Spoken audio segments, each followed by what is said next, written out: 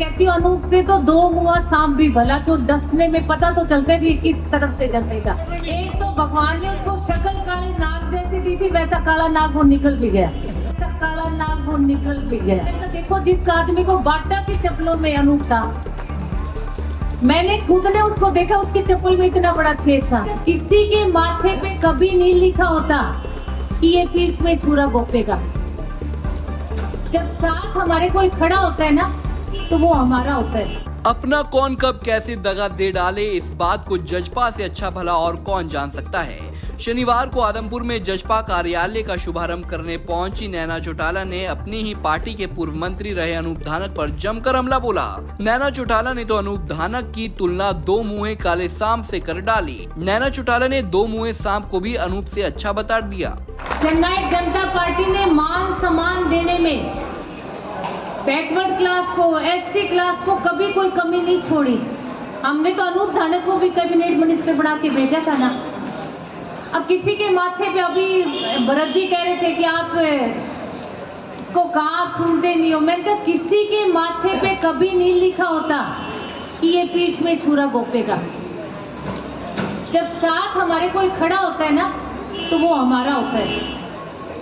और अनूप को हमने बहुत प्यार, मान और सम्मान दिया था, पर मैं कहती हूँ अनूप से तो दो मुआ सांप भी भला, जो डसने में पता तो चलता है कि किस तरफ से डसेगा। एक तो भगवान ने उसको शक्ल काली नाग जैसी दी थी, वैसा काला नाग वो निकल भी गया।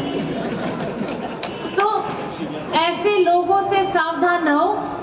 और मैं कहती हूँ अगर आपकी उकलाना में रिश्तेदारी है, तो आप जरूर उसके खिलाफ वोट मांगने का काम करो, उसको धूल चटाने का काम करो, ताकि उसको लगे।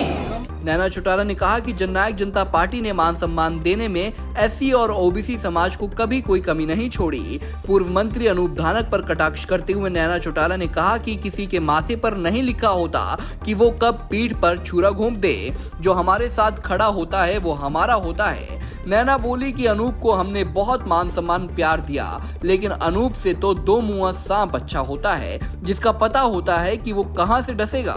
तो देखो जिस आदमी को बाटा की चप्पलों में अनूप था, मैंने खुद ने उसको देखा, उसकी चप्पल में इतना बड़ा छेद था।